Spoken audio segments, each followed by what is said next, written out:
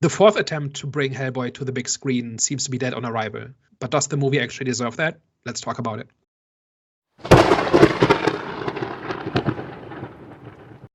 Hello, everyone. Welcome back. We are back, the Eye of the Storm podcast. Today, we're going to be reviewing Hellboy Crooked Man. But before we get into that, we're here to give you movie recommendations. So, guys, what's the best recent thing we've seen? So I watched Blink twice, which I don't know if any of you guys have seen. Yeah, I watched that. Came out recently. To try and not give any spoilers away, because it's quite a very straightforward story in terms of sort of kind of like what happens. So it's quite difficult to try and explain. But it's very much a tech billionaire meets a group of women at this kind of like sort of a gala event, and then he invites them out to his private island, and from there kind of like weird things start happening, and then it ultimately becomes a movie of her trying to survive this island. Like, Jonathan, I don't know if like I can even say any more than that without kind of like giving away kind of like what's going on and sort of know the kind of like the sort of know the truth behind sort of know everything that's going on there. But it's horror, isn't it? I think that kind of falls under the horror genre. Either way, it was a very good watch. Got like good characters in there, interesting kind of like character dynamics, and it just kind of serves up what you would expect from that type of movie. So that's my recommendation. I watched a film called Girls of the Sun. It's a French war drama film, pretty much. Women soldiers go against extremists in, I think it was like in a Kurdish town. It was like in a Kurdish town, and pretty much, yeah. So they go up against them, and one of the main actresses, she tries to retrieve her son as well because he was held hostage by them too. So I'm pretty sure he's going to become a child soldier. Is it based on real events? I don't know if it's based on real events. I never checked. It sounds like the war against Islamic State. I think it is based on real events. Hold on, let me quickly. Yeah, it is. It's based on the truth. Yeah, it is. So yeah, it was a really good story. Because there's a notable actor in her. I forgot her name, but she was in a few movies which I liked. She was in a series called Invasion, I think, and then she was in Extraction 2. But she was the main actress, Baha, in the film. So yeah, man, The Girls of the Sun, I definitely recommend that one if anyone hasn't seen that. Did it feel like real history, or is it very stylized or idealized? Or I'd say it was stylized, but not to the point where it was unrealistic. Like, we were watching, like, I can imagine it'd be similar to what's going on now, to what I'm seeing in the film. So my best thing I watched this week is season 1 of Boardwalk Empire, which is a 2010 HBO historical drama about the Prohibition era, where it's set in Atlantic City, where Prohibition has just come into effect, and it's essentially about the rich and powerful of that town essentially trying to put in place like alcohol smuggling in order to keep their businesses going, and all the money and power and corruption and violence that comes with that. Like, one of the characters is Al Capone, and so like it's about organized crime trying to get in on that, and it touches on all the political and cultural aspects of that time frame. And it's kind of taking this HBO tapestry approach, where you have a whole bunch of different characters who all have their own stories going on, but they add up to kind of a bigger picture of a larger narrative that's moving forward. So there's 6 seasons of it, and so I've only seen the first season, and so far it's excellent, and like the characters are good. It flows well. It's interesting. It feels historically accurate as far as I could tell. So yeah, all around a good watch. Time to get to the main event. So Hellboy, the Crooked Man. So this is an adaptation of a comic in which Hellboy, who is this demon character who came to Earth in the 40s and now works for the US government as kind of a paranormal investigator and monster hunter. And it's 1959, and he ends up stranded in Appalachia in a town or a region that is plagued by witches. And he kind of stumbles into that situation and kind of tries to help the people defend themselves and kind of get to the bottom of it. And a part of that is confronting the leader of the witches, who is the Crooked Man. And the story kind of goes from there. So what did we think of Hellboy, the Crooked Man? I enjoyed it. I enjoyed it enough. I'm actually kind of upset that it didn't have a wider release. I like, from watching the movie, I can understand why it had like a little bit of a limited release, because it's definitely quite weird and wonderful in many places in the movie. Overall, I really like Jack Kesy as Hellboy in this. Actually, my favorite kind of like depiction of Hellboy, point blank, so far. He was like kind of like great in all like his like mannerisms, and like I actually quite like the serious tone of it. Yeah, I really liked him. I like the kind of like simplistic story of it as well. I liked how like weird and creative they got with sort of kind of like what they were doing in this, and like how they like approached sort of like the witches and stuff. And it definitely kept me on my toes in terms of like how like creepy and like how like sort of weird some of the stuff got. The story itself was cool. Like it was like serviceable. I feel like the story was like serviceable. I didn't have like too many like kind of like complaints about the story in this and everything kind of like made sense to me. Everything was like kind of like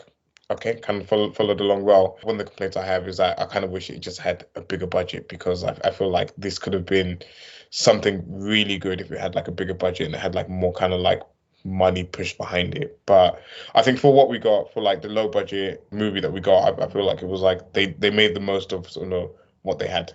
For me, it felt like a WTF moment, which lasted 1 hour and 40 minutes.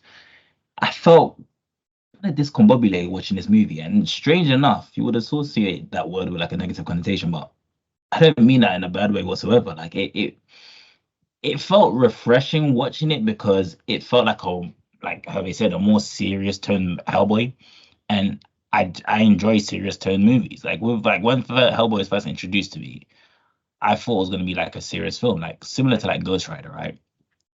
But obviously it was like Hellboy was very comedic, so I didn't know at first how I felt. But like even though I did end up enjoying like the first Hellboy, but I didn't know initially how.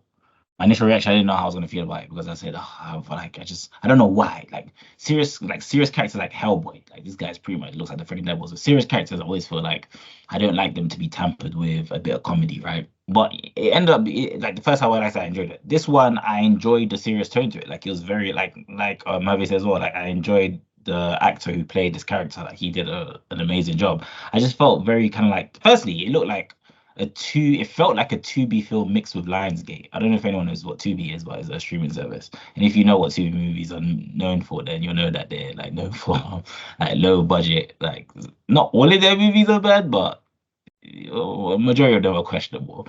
Well, yeah, so it felt like watching a Tubi mixed with a Lionsgate movie. And like for mixed reasons, like first, like of course, the budget, you could tell it's like a shoestring budget, which I didn't know, because it says it was 20 million, but I thought that's quite like kind of a lot. But I don't know what the previous projects, how much their budget was, but still. But yeah, like there were parts where it was really like I could see what they were doing. I was like, yeah, I like it, even though it was like very demonic. But at the same time, it's Hellboy, so it kind of fell in line. This didn't feel like I was watching a Hellboy movie. That's the point. Like it felt like. And you say that because your reference point is the Del Toro movies, which we watched just a month ago or so. Not because you've read the comics, right? Yeah, exactly, yeah. So it felt like I was introduced to a whole new story, and I was just rewatching it, and my main question was like, what is the reason for this? Because I didn't know. Yeah, I just didn't know. Because number one and number two, there was a story that was going somewhere. This one, has there been a third film? Yeah, there was one in 2019. And was that a continuation of number two? No, that was a reboot. Okay, but was it like the same feel as number one and two? Was it the same feel as number four? It was quite different. From all of it was different from all of the movies. Yeah. So that it was tonally quite different from the Del Toro movies, and this is different still. Okay. And this is the one that's closest to the comics by a wide margin. Okay. So I think Harvey was right as well. If they had a bigger budget, there's a lot, because like I said, I enjoyed the serious tone Hellboy, and I enjoyed this was more religion based, and it kind of like the film was pretty much, the theme was temptation, right? And I think they executed that pretty good. Like, but sometimes they went a bit OD, because I thought there was just too many like scenes of what's real and what's not, and just I was like, okay, it's a bit too much, but still. But like I said, so there were things about this movie. That's why I felt a bit discombobulated, because I was enjoying some of the things that they were doing, but at the same time, it just felt weird. So I just feel so discombobulated watching this movie. So I think I have a slightly different take on this than you guys do, because I am a big Hellboy fan, as evidenced by this. Like, this is the complete Hellboy story, and the reason I'm not showing you the BPRD books I've got on my shelf is because they're too heavy to lift. So I've been waiting for a long time for like a Hellboy story that really gets the character and really is a reflection of what the appeal of the comics is, right? Not because it has to be 100% faithful, but because I think that character is really cool. And while I like the Del Toro version quite a bit, it's not the same character, right? It's not quite the same thing. So I think this movie is by far the closest to the to that source material, and so it breaks my heart that this is such a bad movie. Right. So this is based on a short story. Like Hellboy has the main story that I just held up, and it's got like offshoots, right, where Hellboy just goes on an adventure, and the Crooked Man is one of those. And I reread it for this after I watched the movie, and the part actually having to do with the Crooked Man and the siege on the church and all of that is basically word for word the comic, and then they add in a whole bunch of stuff that I think really derails the movie. And also I think the movie is really poorly made. Like the director of this does not know what an establishing shot is, and the movie just starts and then it just finishes and then it just goes from scene to scene. Like it's really poorly made, and it was to the point where it was really disorienting. Like I thought like in the first 30 seconds I thought, is this for real? Like, do you not know how to start a movie? And then in between you have like little things where kind of it stylistically and tonally changes quite a bit. And I say all of this even though I think the story itself is great, and I think the Hellboy in this is great. Like I think his character design is not the greatest, but I think that's easy to fix. Just make him a bit less pale and a little bit chunkier, and you've got a pitch perfect Hellboy. And it breaks my heart that this guy will not get a sequel, or this version of Hellboy will not get a sequel because it just does not make enough money. Like there's nobody greenlighting a second one in this, when this could have been the start of, like, even if they just do the one shots and never touch the main story, that still would have been an amazing series of movies if done properly. And we're not going to get that because this movie is just such a train wreck in terms of just quality wise. Just as an anecdote, first of all, this has a very limited showings, right? It's not getting a US showing at all. And here in the UK, I had to travel quite far to find a theater that actually showed it. And then there were like 8 other people in the theater with me. And when the movie was over, one of them said, "That was all right, wasn't it?" And the other person said, "I'm not watching that again." And those were kind of the two reactions to it. And I was kind of in the middle. I kind of see where both were coming from. So I think this is a deeply, deeply flawed movie that has a great Hellboy in it and has a great story in it. And in the good scenes are quite good, but there's not enough of them. Let's talk about it. Yeah, let's talk about it for sure. Do you think a lot of like, because I know you mentioned like some of the technical stuff from the director, but do you feel like a lot of it kind of comes from you being a Hellboy fan and like knowing the comics as to why you kind of didn't take to it as sort of as much as we did? No, I think it's just because the guy needs to look up what an establishing shot is. Okay. That's what it is. Like that first scene with the with the train driving through the hills of Appalachia, it just starts. Yeah. Like add 20 seconds of lead up to that, and it's a much better scene. And then the way it ends with the witch, like that's how the comic ends, but that's a comic. The comic is not the same thing as a movie, right? It's just too abrupt. It's too hectic. It's too disjointed. It feels like they didn't edit it, right? So, and I'm not saying they didn't. I'm just saying that's how it feels. But that's before we go into the story editions that are a slightly completely different topic as well. I just thought it's really poorly made in terms of just how the movie is made. Like it looks like a bad, like calling something like comparing something to a fan film is kind of a little bit unfair because there's some amazing fan films out there. But it's like this is like a fan film from somebody who really wants to make a movie and doesn't know how. Like that's how I would describe this movie, and that's really, really scathing for a professional filmmaker. I don't care about the budget. 20 million is not a lot of money, but it is enough. Especially this kind of movie where you basically put a guy in a Hellboy costume and have him walk through the woods for 2 hours. That's like, with the exception of a couple of scenes, and they actually added in some of the big CGI spectacle in the end that wasn't in the story, that didn't have to be there. They burdened the budget even more by doing that. It's just bad. And I think you said it perfectly when you said it was hectic. It felt like a hectic movie. Like I did say, like I didn't think the movie was bad. It was just WTF throughout, because I didn't know how I felt about the movie, honestly, because some things that they were doing was good. And like I said, I enjoyed the serious tone, and I enjoyed that they kind of, they followed through with the whole, religion aspect to it. But It's just the way that was presented to us. It just felt, it was just weird, bro. I was just honest. I was, like I said, I was just watching this thinking, like, what is the purpose of this? Because I didn't know exactly, like, is this the end? Like, was it created by someone that was drunk? Was it created by someone that just didn't care, or they were like sacked halfway through, so then they just messed up? Like, I honestly didn't know. Out of budget, movies over, hit press print. Honestly, that's what I'm just so confused. Like, what do you think the reason for this movie was? Because I don't necessarily blame the director all the way, because it's like they hardly even marketed this film, so it's kind of like they set out for failure. So, but there's different things to it, right? If this was this amazing hidden gem movie and it just died because it didn't get marketed, that would be then we would be having a different conversation, right? Like they didn't market it because they realized this is bombing.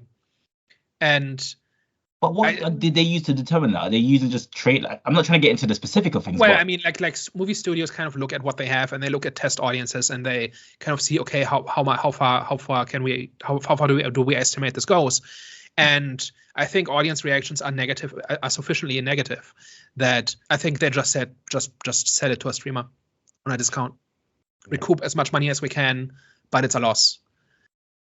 To me, it seemed like a lot of the content within it as well, because I felt like they tried to go, and correct me if I'm wrong, it seemed like they were like, trying to be like kind of like true to the comics in terms of like how like fantastical it was kind of being. Which when I was watching it, I was a bit like, okay, to me, like that's why it made sense why it wasn't like mass marketed, because I was a bit like, I don't think like the average like movie going sort of like audience would maybe be into sort of some of like the weird stuff that was kind of like going on in this movie. And like you said, Jonathan, it was like there was like parts of it which was definitely how you said it, like you felt like discombobulated in terms of like what was going on in sort of in like the movie. I could like you could kind of definitely feel that, and you can kind of definitely feel that this wouldn't have had like this didn't have the mass appeal to sort of like generate a sort of a fan base of people that don't truly know sort of the Hellboy and Hellboy comics, essentially. Let me disagree right there, if Go that's okay. So I think this has all the ingredients to be a really successful thing, right?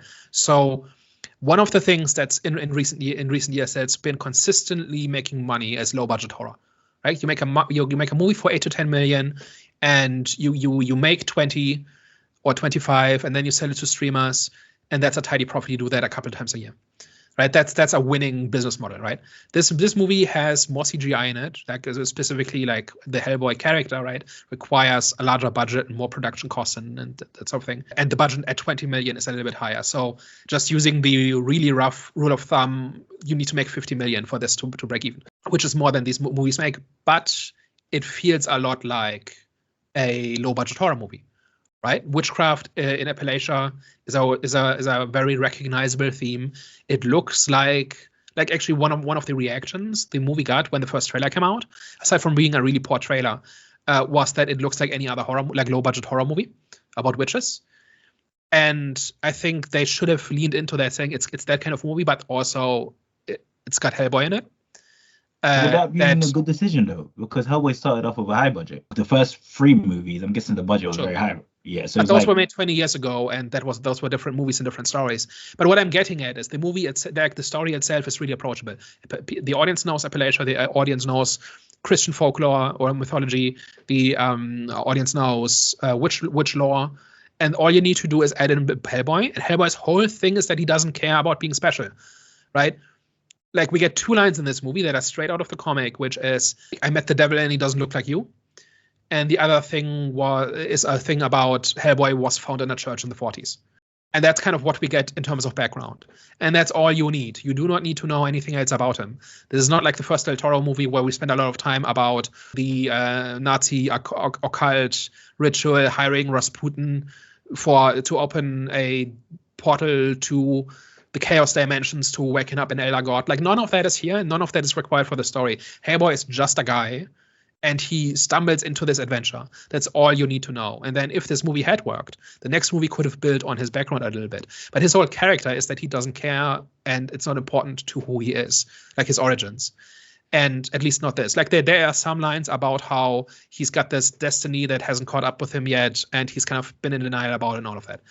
But on a very basic level, this is a very simple story, and most of the pieces are well known to the audience. And the thing that's new is not really all that important, like who is Hellboy and where does he come from, right? He does not have any special powers. He doesn't have any special backgrounds, anything that are important to understand the story. So if you had kept this budget a little bit lower and had marketed as to Hellboy fans simultaneously as to fans of low-budget horror, I think that could have been much better. If the costume had looked a little bit better, if the first trailer had been a little bit better, if this movie would deserve better word of mouth, I think you could have had a sleeper hit on your hands, at least enough to get a sequel, and then you could have had like a series of cult classics. I hear what you're saying, but I think I might have to disagree because someone who's not familiar with the comics, right? So I was just introduced to the movie, and I'm assuming a lot of other people were just introduced to the movie. We were introduced to a Hellboy where the universe was big, right? So kind of like sizing that down, kind of. But that's the thing. That's the Hellboy comics. He walks into a situation and he starts messing with the big but evil. That's the thing. But I understand that's Hellboy comics. So it kind of leads to my next question: is if they were being naive to think that okay, just because we're accurate to the comic books, can that kind of pretty much make up and save this film? Like not even save this film, make this film a great film. Like is just because something's accurate doesn't mean it's going to be good, right? And I think we've seen with this film that it was accurate, but it was a terrible movie. So yeah, but I'm just saying they didn't have to water down Hellboy as a character in order to make an approachable story. Yeah, I hear, and I understand as well. That's what I'm saying. Most of the stuff that you're saying, I agree with. Just the part that I didn't agree with was the whole like falling into the low budget movie and just kind of doing that. Because for me, I was introduced to Hellboy universe where it's massive, right? So it's like I don't know what argument this was, but do you think this is just because you saw the other movies? Or like if this had been your first exposure to Hellboy, you would have said, okay, I'm on board. No, 100%. That's what I said. But my exposure to Hellboy was from a universe like a Hellboy world, which was massive, right? But now it's being concised into the woods. So it's like, right. You can't go with that. You can't just see. It's not that. You start Well, I could get over it if it was a good movie. So if it was a good movie, like you know what I'm saying, I would get over it, but it wasn't a good movie. So it's like that just adds on to why the movie was bad for me because it just felt very small. Yeah, but did you feel like confused by Hellboy himself? Like leave aside the movie and how it's made and all of that. Yeah. But did you get a feel for who Hellboy was and what he was about and what the story was about just based on what the movie presented to you? Or did you feel like you had to have read the comics in order to, like, did you feel like you were missing something because you hadn't read the comics? I felt, it's interesting because I felt like this was definitely a different Hellboy from the movies that I've seen. So it felt like I was watching a new Hellboy.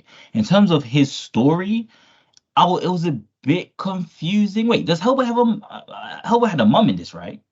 Well, we're going to get to that, but okay, so that's why I was a bit confused. Like I was trying to I was just trying to get to grips that I'm watching a new Hellboy. This just felt like a new film to me. So yeah, so that's why I felt mixed about it because I was just getting used to watching this new Hellboy. So in terms of the story itself, it was a bit confusing, just purely based on the fact that it was completely different from the first two movies. It's just a new continuity, right? If you watch two different versions of Batman, they're not the same. And they might be like one of them might be much bigger and the other one might be more grounded or whatever. Like that's just how franchises work. I know, but with Batman, if you're using it still feels like a Batman movie though. Like they're still in the world of Gotham. This did not feel like the same character. This that's what I'm saying. They're still in the world of Gotham Batman. This one, he was in the woods. In comparison to Hellboy, he's the first three, it still feels like I haven't seen the first one, but I saw the trailers and it still felt like it was in. It's like 8 different versions of Batman, and they're very different, tonally, stylized, scale-wise, power-wise. Yeah, but you still feel like they're in Gotham though. This one didn't feel like he was in whatever city Hellboy's from, even though they're in the woods. It just didn't feel like it was part of the Hellboy universe. Just how I saw the movie, it just didn't feel like it was a Hellboy movie. It was in the Hellboy universe. It just felt like a completely separate entity. Are you saying that you feel like they could have just like replaced Hellboy and made it like any other character and it wouldn't have like changed anything? Like you're saying like Hellboy himself didn't add anything special to the movie that we were watching? Not necessarily. I think I enjoyed Hellboy and I enjoyed the whole like witch concept of things, right? Because like I said, it follows the whole religion theme and all, and the temptation, all of that. So I enjoyed that. It just didn't feel like a Hellboy movie to me. That's like, yeah, it just didn't feel like a Hellboy movie to me because it was presented completely differently from what we usually like what I've seen so far. And I get it, like it's a continuity And it's like, same with Batman, it's different Batmans and, different styles and stuff. But with those Batman films, it still feels like a Batman movie. Like I even made the point with the Penguin. Like even though this is a Penguin movie, it doesn't feel like it's part of it feels like it's just another crime movie rather than part of the Batman universe. You know what I'm saying? So with this one, I was like, I called it Hellboy, but it just feels like, I don't know. It seems like it's some sort of multiverse. Yeah, all I can say to that is that's what the comics are like. He goes to a place and he encounters something weird and he deals with it. Like that's a storyline where he deals with vampires in Venice and it's fine. People like the BPRD sending out agents across the world to deal with monsters and threats and mysteries is just what they do. Like they're not tied to a specific location in that sense. Okay, so but moving on from that, what about like the story itself? Right, so he wanders into this town, and you've got these people who have sold their souls to the devil in order to acquire power and turn themselves into witches. And the Crooked Man, they owe something to the Crooked Man, and he's coming to collect. And it's kind of this like one of the overarching themes of this is that flesh decays and sins remain. Right, like that. Even if the mistakes of the past have a tendency to linger, and they do not go away just because time has passed. Right, and this comes up. This is reflected in pretty much every character in this, and it shows up in a couple of different ways. What are your thoughts on that? I thought that was like the strongest parts of the movie, in terms of like the story wise, and sort of like Jonathan mentioned about sort of these people in sort of kind of like these like desperate situations and sort of like having that temptation of sort of overcoming sort of some of like the struggles, or like sort of being tempted with sort of something that they really want, but they're not really knowing the cost of sort of attaining that. And I felt like that's where for me the movie was at its sort of like its strongest. Like you said, it was like the not being able to like escape your past and stuff like that, and it led to like some like really kind of like cool sort of moments in there, especially with like the what was the guy, the like kind of like the sidekick dude, where even though he kind of like went off and like sort of like lived his life, went to the war and this that, and the other, the witch converted his dad to sort of a horse as like sort of kind of like punishment, and then he had to kind of like come back and like realize that and like be back to sort of like his initial mistake of sort of kind of like being trusting of the witches. So I felt like all of that was like super fascinating, super like really really well done in the movie. Yeah, for me, I just liked how the theme of kind of like overcoming personal demons, and just like how it felt kind of similar to when, obviously if you're not Christian, but when Jesus was getting tempted by the devil in was it the jungle, the forest, or the woods, or something like that, right? So sorry, the desert. I believe I think he so. Got Yeah, tempted on the cross. No, there was also in the gardens, right? In the garden, yeah, sorry, in the gardens. Yeah, in the garden, sorry, that scene. Gethsemane, is that the one, right, where the devil comes to him and says, "Hey, you can be king on earth. Yeah, all you have to do is give up all your principles." Yeah, literally, there's just different forms of temptation, and that's literally what it felt like watching those, like just watching the movie, the Hellboy movie as a whole. It just felt like that. Yeah, it pretty much felt like that. And then that kind of culminates in the siege on the church, right, where the witches and the Crooked Man cannot enter the church because it's consecrated ground, right?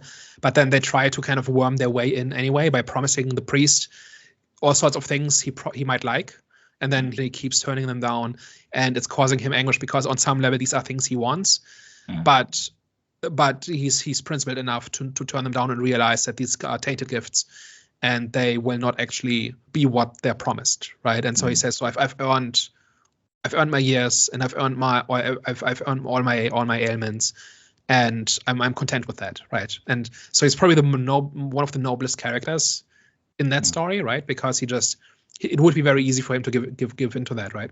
You know what? This also makes this movie kind of weird, because it's like Hellboy is kind of like a demon himself, a devil himself, so the devil being tempted. It was like, it's kind of weird. It was kind of weird watching, but that's the whole thing of Hellboy, right? That he is a devil. And he does not care, and and all these monsters constantly try to kind of suggest to him that he should give into that, or he should give into his nature, or something like that. And he just does not care about prophecy, about destiny. Like that part is not as pronounced in this one. That's what I was gonna ask. Sorry, that's what I was gonna ask, because I kind of got lost in the film as well. So he didn't really have a prophecy in this movie, did he? So he does have this purpose, right? That he is the bringer of destruction in in the End of Days, which is what we saw in the Del Toro version. And the Crooked Man at one point points this out to him, and Hellboy basically says, "Yeah, I'll deal with that later. I'll jump off that bridge when I get to it." Which is again this Hellboy, this core characteristic of Hellboy is that he does have this grand destiny and whatever else, and he just shrugs it off. Like he's here to help a guy bring his father to rest, right? And he does not care about being the seed of destruction. Do you think they should have kind of got close to that storyline though? Because I think in each storyline, like in each Hellboy that we've seen, minus the third one, because I haven't seen it, like we've seen like glimpses of him like pretty much being hell on earth, but they haven't really gone into that story. Yeah. What do you see prophecies? Do you think? Sorry. No, I was gonna say for me, it didn't feel like it fit in this story, but at the same time, I don't feel like I liked what they did with his character in terms of like his like character development and like the story with his like mom and stuff like that. I wasn't like fully invested in what they were kind of like doing with that. Like, firstly, it was weird that he had like a human mum in the first place, because it like from what I know, and I don't know the comics or anything like that, but from what I know from watching the original movies was that he's this like otherworldly being. Essentially, he's from like a whole like different dimension, and then like his mum being from like, hell. From hell, yeah. So like, the Hellboy. Yeah, clues to the name.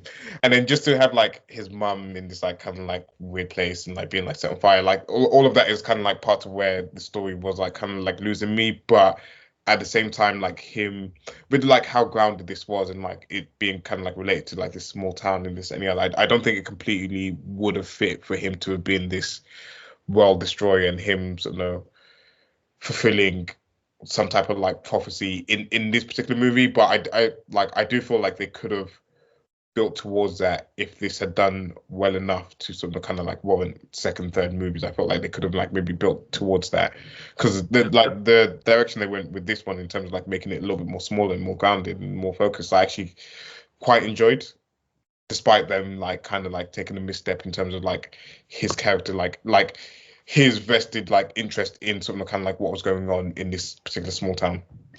Yeah, I think doing the whole prophecy thing again would just retread ground from what the Toro movies did, and I think they did that part well. And it also detracts from what's currently going on in this story and just makes the story bigger and eats up screen time.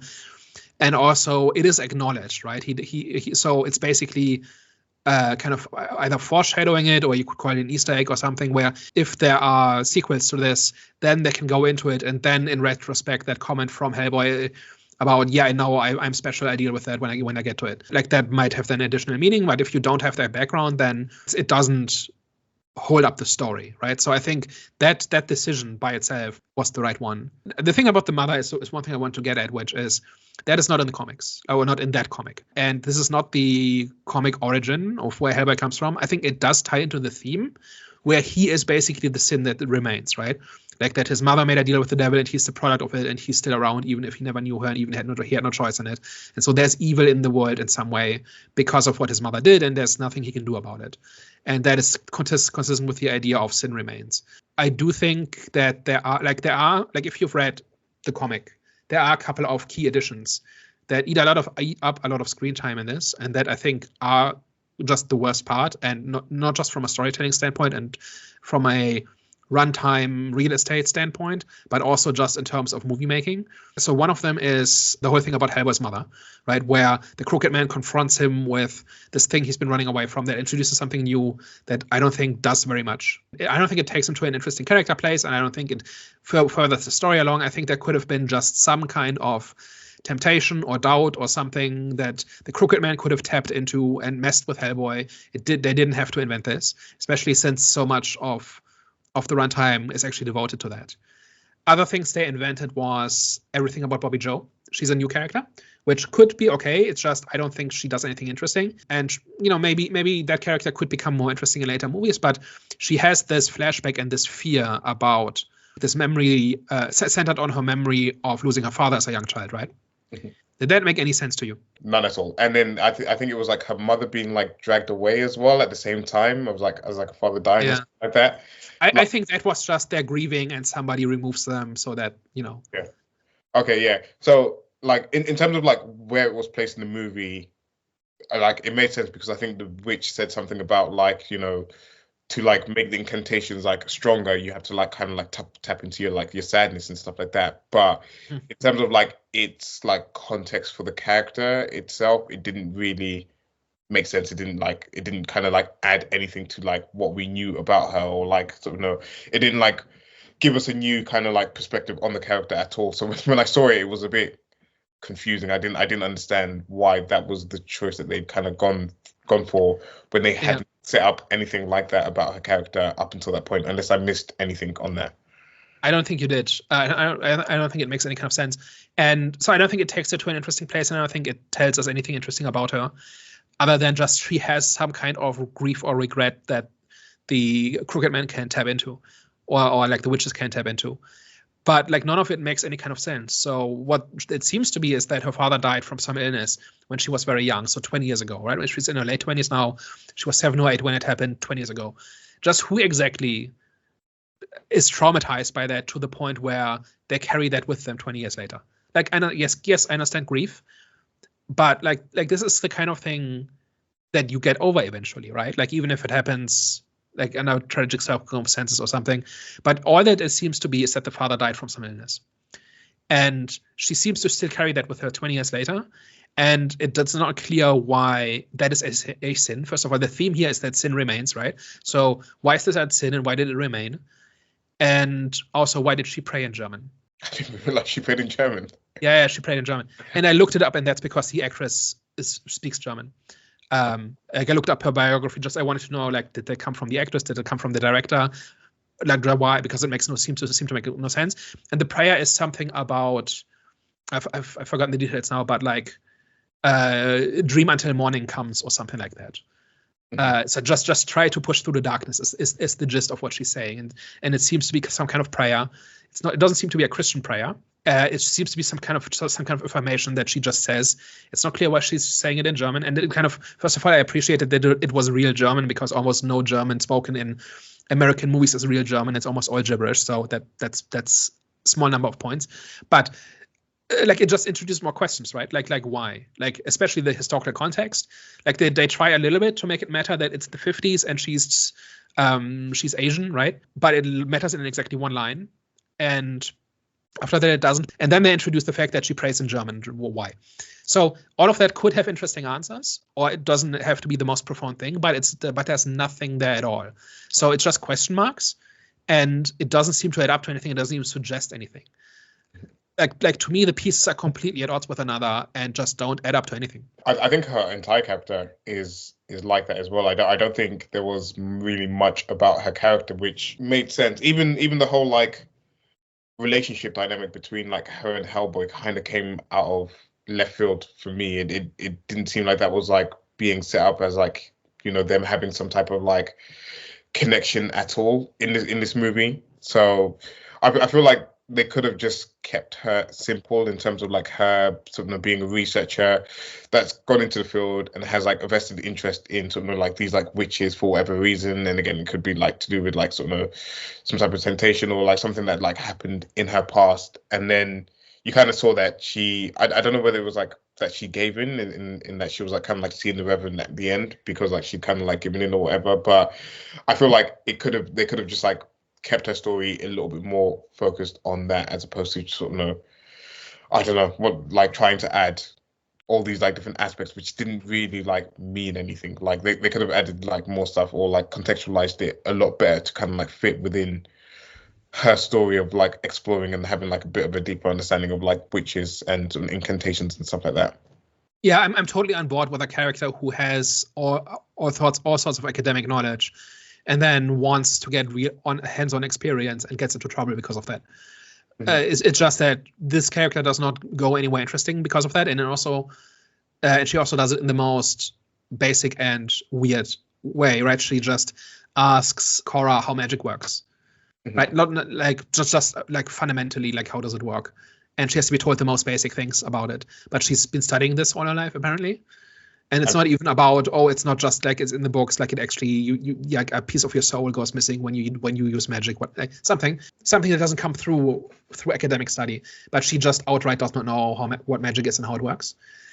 Why is that interesting? Why is that an interesting dynamic? Like this whole idea of theory colliding with practice, that could be interesting. And I'm on board with that character being a bit basic in this version and then gets more interesting in later versions. Like there's nothing wrong at all about that character, I think. It's just when we get to the parts where she supposedly has this deep-seated trauma that simply does not add up. Mm-hmm. She wasn't in the comics, was she? No, new character. Okay. Which is an opportunity, right? Like just add, like you could add to the world this way. It just that even the pieces that are kind of promising don't quite pan out, I don't think. So is the comics weighty enough for you to follow it just pretty much accurately without adding the new characters or the new, added story lines? So the stuff that's not Hellboy's mother or anything related to Bobby or the Bobby Joe or the demon spider. The demon spider also is not in the comics. Mm-hmm. Those three things, take those out, and then what remains of the movie is essentially a word-for-word recreation of the comic. Okay. And those are the good parts. It's the funny thing. Mm-hmm. So how would you say this film compares to the other Hellboys? Even though you said it was the worst movie, like in terms of the story itself, right? How would you say that compares to the other Hellboys? So not how it was presented, but just the story itself. I think the story's great because it's adapting a great story. So you're saying it's pretty much the best story out of all the Hellboys that we've seen? I still like the first Hellboy. But I think this version of Hellboy is my favorite, and I think the parts of this that really work. And if it hadn't been for the broken parts, this would have been the best Hellboy. With those parts, I'm not sure where to exactly file it in. It's definitely better than 2019. If I had to watch one or the other, I definitely would watch this one. But I don't know, the original 2004, I think, version simply has a charm to it, and it's a better movie overall by a wide margin. I think this is a great story told incredibly poorly. I would say I actually think I enjoyed this one a little bit more, just with how like weird and wonderful it was, kind of like getting in like the witches aspect of it, and like some of like the visuals as well. Like when, like a really weird one was like when that witch was like kind of like being suspended in the air, and she had like that snake kind of like going in and out of her like back and forth consistently. It was just like stuff like that, which I think there's a whole bunch of cool stuff in there. Like when Cora re-enters her skin, that's a great sequence. Yeah, that was good. Everything to do with like that scene where Cora kind of gets possessed by the witches and the snake is just on this infinite loop. That's a great image. Doesn't add up to very much, doesn't mean very much, but it's a great image. Where she's suspended in midair and the snake kind of goes in and out. Yeah. That's a wonderful, that's like a trailer shot. Yeah. And in the comics, she basically says, "Oh, I can't go any further because we are in which country now, and I can't go." And then so she remains behind, which I think just simply makes more sense on a story and character level. But it's a cool image, and I don't know how I feel about that. Just like my view is, if you're gonna do something like this, make it fit in the story, and I don't think it really does. But okay, there's a whole bunch of cool stuff here, like even just the setting of Appalachia, like the way witchcraft is kind of woven into people's lives, and they're just a fact of life for them. Like all of that works, all of that is great. Yeah. But that's because it doesn't come from this movie; it comes from somewhere else. What about the witch that was like antagonizing them? Like I thought she was great. Anytime like she was. Is that from the comics as well, or is that? Yeah, that's from the comics. Okay, yeah. No, because she was just like fun. Anytime she was like on screen, she was just like fun, and I did like just like some like brightness. Sort of shot her when she was on the horse. Great Hellboy line. Yeah. He says at one point, like when she keeps going on monologuing in the tree, he says, "I should have shot her while she was on the horse." And it's movie. I don't know if I'm. Yeah. It's one line. It's very quickly. Also, one thing actually they added that I liked was that when he hears the call of the witches, and he says to Bobby Joe, "The hills are calling to evil," and I know because I heard it too. Oh, that was good one. That's a wonderful Hellboy line. Mm-hmm.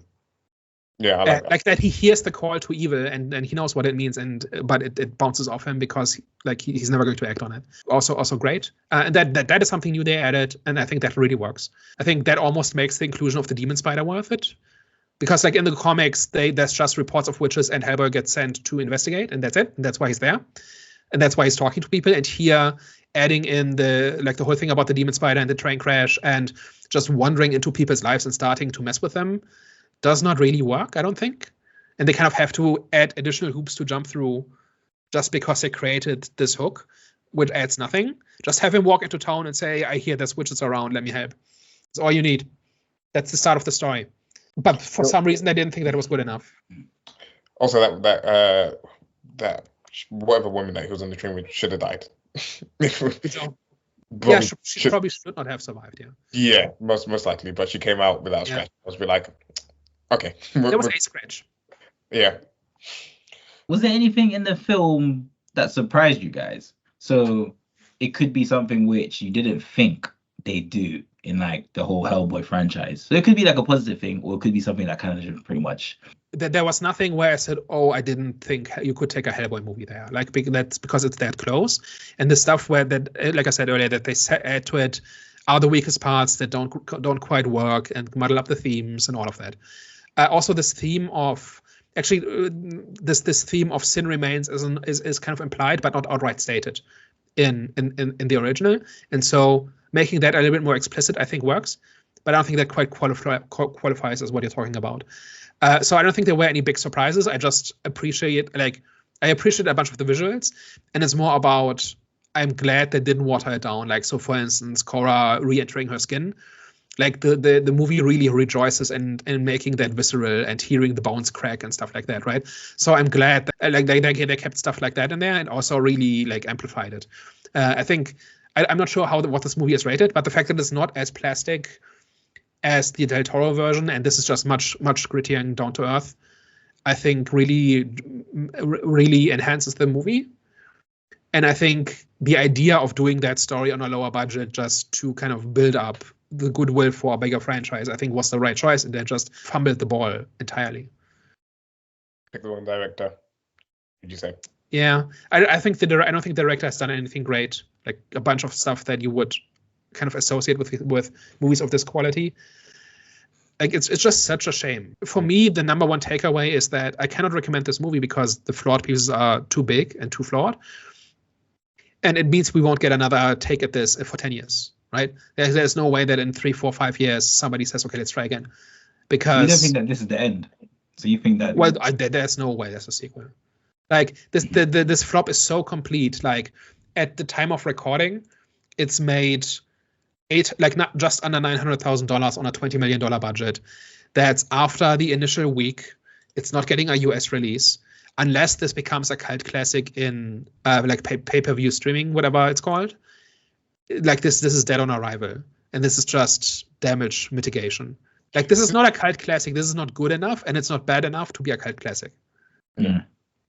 It's a shame because I feel like there was strong potential in this, and I feel like Jack Kesy as Hellboy deserved another kind of like go. He's great. Oh, he's like fantastic in this. Like one of the tragedies in this is that he doesn't get to play Hellboy again. Exactly. Like I'm sure other like because if they try again, it's not gonna be with him. And unless some executive really like understands that he was the best part of this, and if you put him in a better movie, you get a better Hellboy. And that's the winning recipe. I think that's obvious, but that's not how movie studios work. Typically, they say, well, this didn't work, so start again. Right? And that means swapping out the lead actor, no matter how good they were. I think this take on Hellboy is exactly what it should be. All you need to do is make the costume a little bit brighter. And like the fact that he looks so pale, I think is 90% of the problem. It should be bright red. Yeah. And that's especially in this setting, where everything is so bleak and gray and washed out. He should stand out not just because of what he looks like, but also because of the color. You think they did that to try and kind of like fall in line with his character? Because obviously it seemed like a more...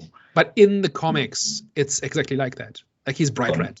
And he's specifically in this comic, he's like the only bit of color in the entire comic book, pretty much. Everything is gray and black and brown and white. And he's just the one speck of color. And that just emphasizes how much he doesn't belong there and how much he stands out. And it baffles me that they did not do this. I guess they were afraid of A, being too close to Ron Perlman, Hellboy, and 2, they thought like somebody would look at this and say, Like, this looks so goofy in this low-budget horror movie. I can see somebody saying that, and I think they just gambled on the audience reaction and just gambled wrong. I personally thought they did it because to kind of like match the environment and the state of Hellboy, because he seemed like a more. Yeah. But that's kind of the point, that he doesn't reflect. Yeah, no, I agree. I just think that's the creative decision that they. But that also means they don't understand that. Yeah. And that is like especially after the, like, you can go back to earlier videos where we talked about the trailer to this, and I said back then you can still color correct Hellboy, like before you release it, like the day, like the day before the premiere, you can just still color correct him. No, not that hard, not that expensive, and they still didn't do it. But if they had done it, I think it would come across as better. I think it would still fail at the parts that are just outright weird and broken. Yeah. But it still at least would have looked better. Loki feels like the end, man. Yeah.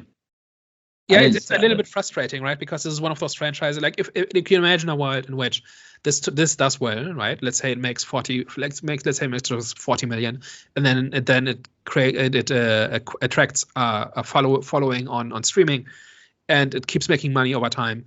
And then they do the other one-shot stories, and then over time that grows into the main storyline in the comics, and maybe there's a streaming offshoot series that follows the BPID, and then we get the Frog War and the Eldritch Apocalypse and the Black Flame and all of these things that appear in the comics. It's like there's a world in which that works, right? And all they had to do was not screw this up, and the things that screwed it up was the things they added in on top. Right, so especially like the tragic flashbacks and tragic character histories. I really don't understand, like some, like, especially because the Hellboy creator was involved with this, and like people can make bad calls, right? Like, maybe he's not a great movie maker, whatever. Maybe he makes great comics and terrible movies or something. It's all possible. But like why was he not the voice of reason to say, look, this is why that doesn't belong here on a story level, and I don't understand why that didn't happen. Because it's not like this is not like an adaptation where the original author just gets completely shut out completely and people go crazy in their own direction, whatever. Like, this is not one of those, right? This is very firmly made with Mike Mignola's input, right? No. So this is his mistake on some level. Like making Hellboy's mother human. Seemed like, yeah, like he has this cool, like he has this great background story that, yes, the Hellboy, like the Del Toro movies already did that well, so he can't go there again, at least not for a while. But like, that's a great background, and even gets referenced. Like, what's this whole thing about being found in a church when he's the product of a deal with the devil? Like, what? Like, how does that even make sense? Did his mother drop him off in a church? But then why did she do it pretty much in the way it happens in the canonical origin? It's just all question marks. Yeah. And none of it adds up to, oh, I see what they were doing and they missed a little bit, but they tried. No, like the whole thing is baffling. But in between, I think in there somewhere is a great movie, and a great Hellboy movie too. I mean, I enjoyed it. I enjoyed it enough. Not enough to like go watch it again, but I enjoyed it enough to kind of like appreciate what it was.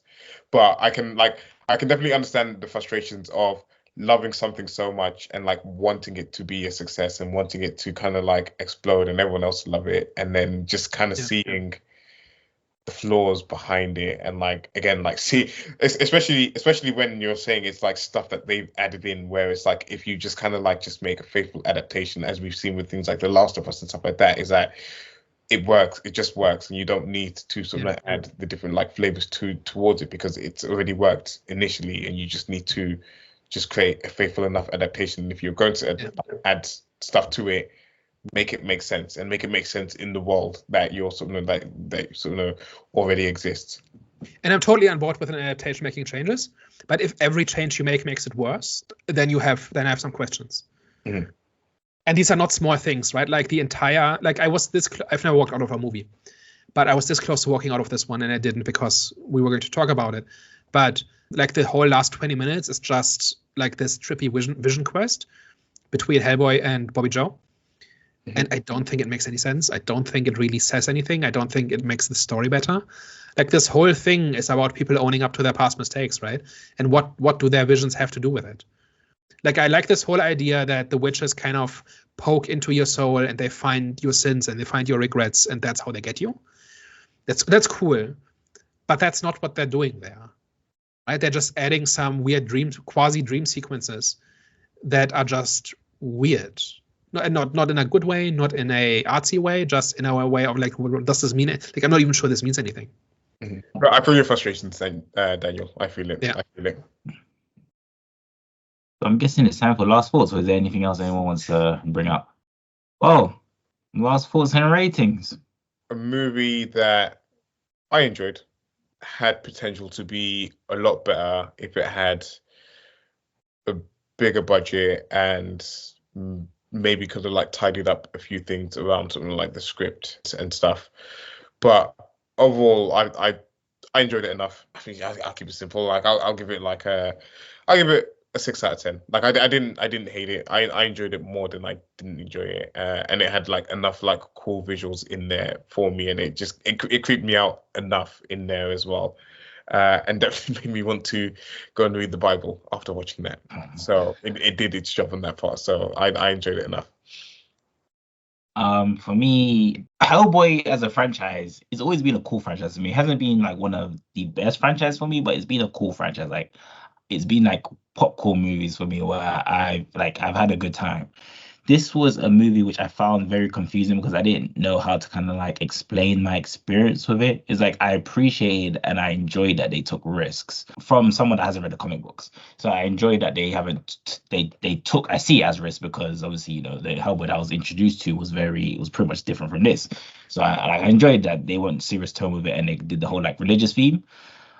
But at the same time, it just felt like Daniel mentioned the word hectic. Like it felt like a hectic movie where it just made me feel discombobulated, and I haven't felt this discombobulated, to a movie in a very long time. So I can't really explain my experience with this film. I don't know if like I enjoyed it or if I just had a bad time. So I'd say it's split in the middle, but I wouldn't call it I'd say it's an average film actually. I'd say average. So I'd give it a 5 out of 10. I think that's because it wasn't a bad movie.